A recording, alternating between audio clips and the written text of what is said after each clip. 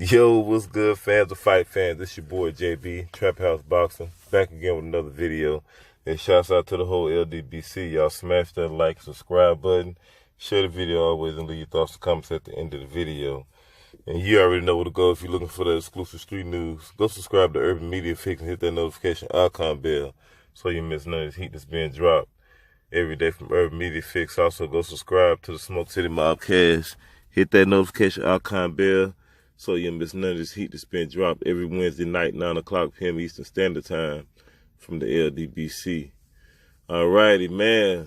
Congratulations and salute to the queen, the GWOAT, Claressa T-Rex Shields, for being the undisputed women's boxing champion. You understand what I'm saying? Congratulations again, T-Rex.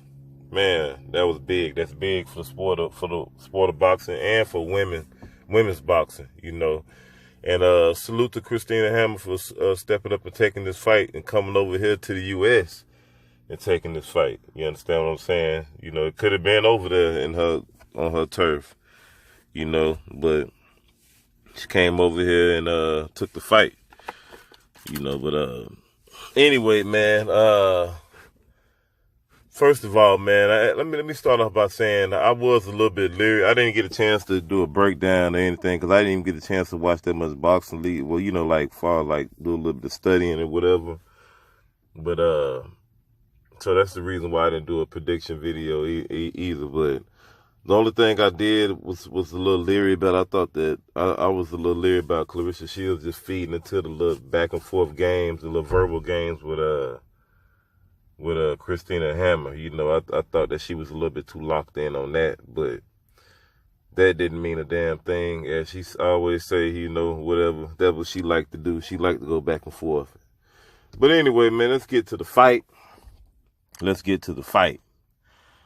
And, you know, in the beginning, man, I could see when Christina came out with her little Harry Potter gothic-like jacket, her little cape she came out with, and you know, I could tell she was nervous, man. I could tell she was nervous, you know, especially when she entered the ring and she took that hoodie off. You know, you could see the nerves going all through her, and you know, it's normal for most people.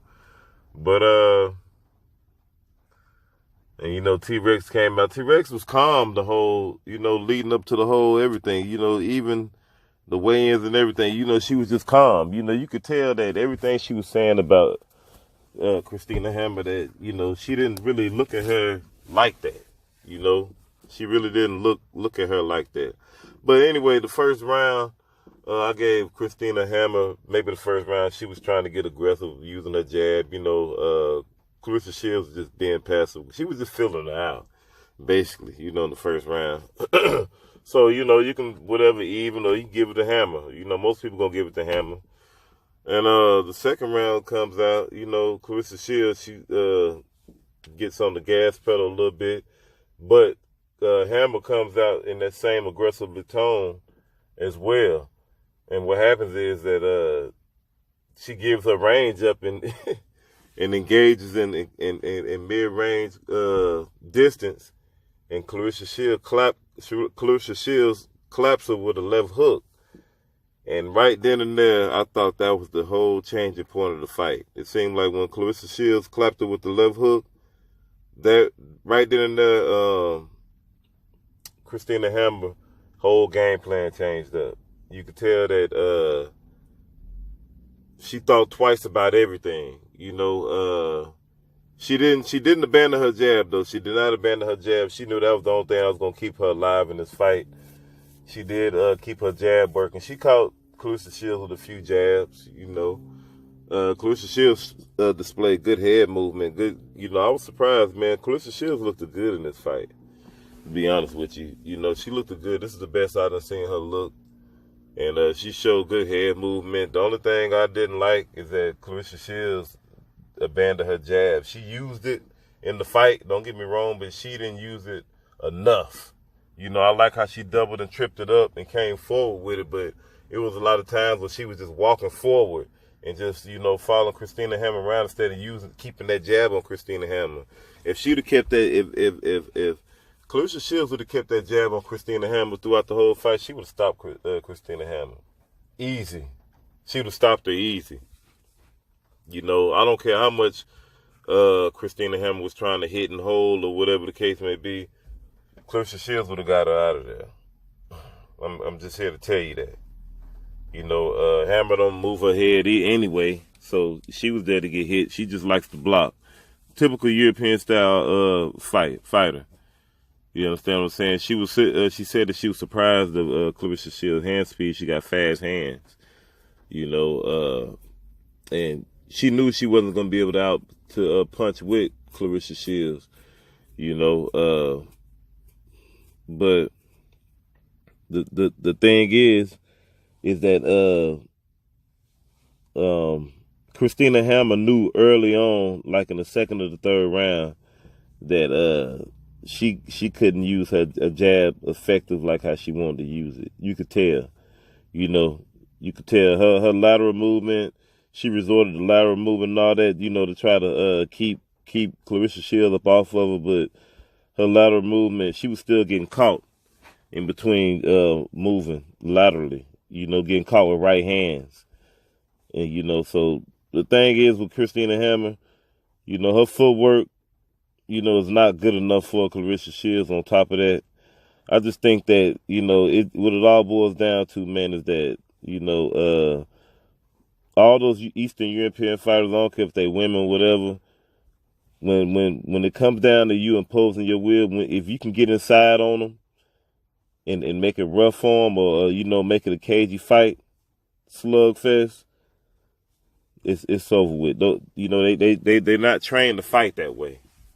You know, they're really not trained to fight that way.